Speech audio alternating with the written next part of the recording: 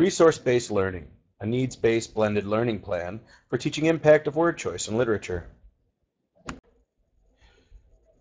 For this assignment, the learners in the class are English 11 inclusion co-taught students. There are 30 of them, and they are ranging in age from 16 to 18 years old.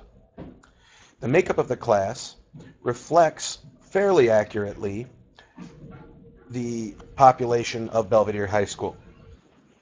However, some of the larger populations of struggling students, like Latinos at 53%, are higher than the 36% number school-wide. Also, 30% of students in the course are special needs, and 15% of those are school-wide. So there are twice as many students with special needs in this course, but it is an inclusion course. Many students in the course are below grade level reading, and cognitively, students can understand the subtlety of language, but their struggle is to make a connection between verbal and written language, which justifies the multiple source and shorter tests and range of texts available in this assignment. The overall goal of the assignment and the lessons will be to improve students' ability to analyze the impact of specific word choices on meaning and tone in literature.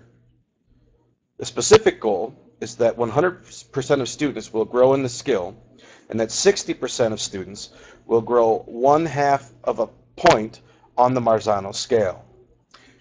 Marzano scales are what District 100 uses to help students understand their learning. The scales are based on a 4-point system, 4.0 being the synthesis and application of a larger Common Core skill, 3.0 being the proficient level of the skill at any age, and a 2.0 being a basic understanding of the skills necessary to complete to understand the skill. The scale that will be used to assess the learning throughout these lessons was created from the Common Core State Standard Literature Target for 11th and 12th grade, Literature Target number 4, which is directly about word choice on meaning and tone. These lessons are an example of resource-based learning. Resource-based learning is, quote, an educational model designed to actively engage students with multiple resources in both print and non-print form, according to Campbell, Fagioli, Griffith, and Wycheck in 2002. The goal of this assignment, or these lessons, is to help students through multiple sources and multiple modalities to learn the complicated skill of determining how word choice affects meaning and tone. Over the 4 days, students will complete or will learn about the scale, and then they will complete a pre-test in which they will learn how much they know about determining word choice in grade level texts. Those results will be used to help plan days 3 and 4 of the short lesson. Day 2 will be a whole group pair deck in which I teach them skills in the scale, and the students work together with me in order to better understand what they've learned and what they know and what they don't know. Finally, that night, students will have access to several resources brought to them through Canvas that will allow them to practice their skills in looking for word choice through various chunking of texts and grouping of words, which will allow them to continue to practice through Edpuzzle and through Screencast-O-Matic, examples of me showing them how to analyze word choice and how it affects meaning and tone. Day 3, the students will work together on a group analysis of a Google document in order to determine, as a group, the important portions of a text selected and leveled at their ability based on their pre-test scores. Students will then, finally, use a Canvas-created quiz to show where they stand on the scale after day 3. There will be several technologies used throughout the course of these lessons. The first of which is a collaborative presentation platform called Pear Deck, which allows for students to take whole group notes just like a Google Slides presentation or a PowerPoint, but also allows for embedded YouTube videos, clips, and various things like this, which allow students to answer questions in real time in the class, which also allows me to keep track of who answers what and when they answer it. The answers can be anonymously posted to their classmates on the projector. They can also be kept by name in the program in each session for each class. Here is a screenshot of Pear Deck in its teacher computer view with the student responses tied to their names on the left, and on the right would be a smaller version of what's projected on the projector, which after the students have answered a question in this session, their anonymous answers show up on the projector. This is an example of what Pear Deck looks like. Also, throughout the lessons, Google Docs will be used both to present text to students, which allows them to annotate and mark up the text in real time and keep their comments for their learning and their future assignments. And it also allows for group work, which gives groups the ability to collaborate on the same document while chatting with each other while changes are being made immediately, which will help them with their Canvas quiz later. Also, Edpuzzle and Screencast-O-Matic will be used for resources which will be tied to Canvas for students to watch to further learn skills in annotation of text and looking for word choice, figurative language, things of this nature. Edpuzzle is a video annotation device which turns any YouTube video into a learning activity by creating video comments, digital comments over top of the YouTube video, and you could even add quiz-style questions to a video. This will help the students understand what they're reading. And here's an example of what Edpuzzle looks like. And Screencast-O-Matic takes any view of any screen and makes it a recorded video. So I could speak myself going through one of the Google-based stories showing students how to go about looking for word choices, diction, figurative language, and meaning and tone.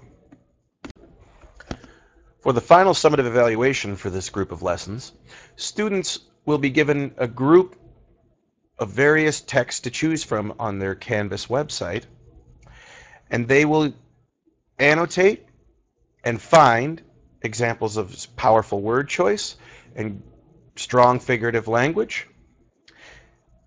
And then they will create a Google Slides presentation which shows the analysis of the powerful word choice in a selection of text. Ultimately, students will be assessed on their ability as presented through that Google Slides by grading them on the Marzano scale for analyzing word choice and figurative language. That scale is shown here. Here is a screenshot of the scale our district actually created for students to figure out word choice and figurative language and its impact on meaning and tone. It comes straight from the Common Core State Standards, and students can see that the basic processes, such as recognizing examples of different types of figurative language, identifying and defining words as they're used denotatively or connotatively, those basic processes are at the 2.0 level. Students must be able to do those things before they are able to analyze how each set of words actually impacts the story in terms of meaning and tone.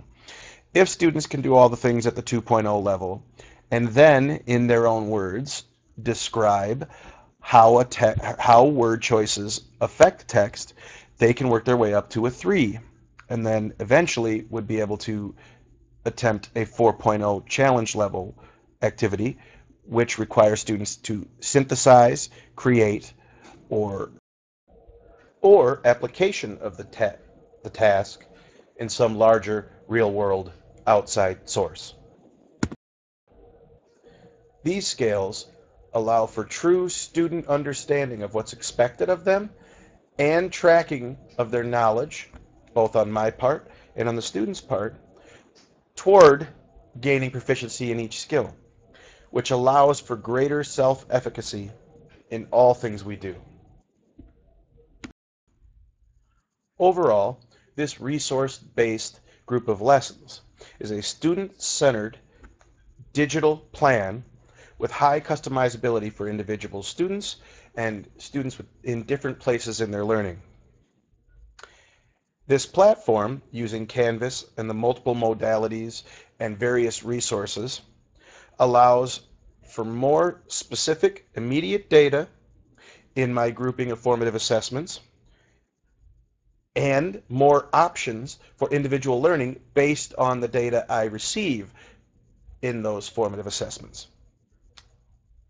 Overall, this group of lessons is a reflection of the development of the skills we've received in this course. It is a reflection of how much of blended learning, of creating learning environments, and how to best go about teaching pedagogically in a digital plus face-to-face environment. This has been very helpful in the development of my one-to-one initiative skills in my district, and I am very thankful to this point for the master's work we have done, which has allowed me to think in a broader context for what we are supposed to do with these technological tools that are now at our disposal in our district. And in a final statement, overall, I believe this assignment will have high levels of success for my students, and I will be able to tweak it in the future to keep using it to help my students succeed in a very difficult skill. However, like everything we've done with this one-to-one initiative, blended learning examples such as this are sometimes difficult to maintain because the technology divide is real. Students from a lower socioeconomic class, of which this class has many students, often do not have access to the internet at home, so the 24/7 nature of these digital resources is not as simple for those students. Also, students in classes such as the one this lesson is designed for often have higher levels of student apathy, and in my experience, students who have trouble doing their homework anyway have double trouble remembering to log on to a digital platform and continue to do their work there. This is one of the large reasons why most of the work in this lesson is still done while we are face to face, even though they do not have to be.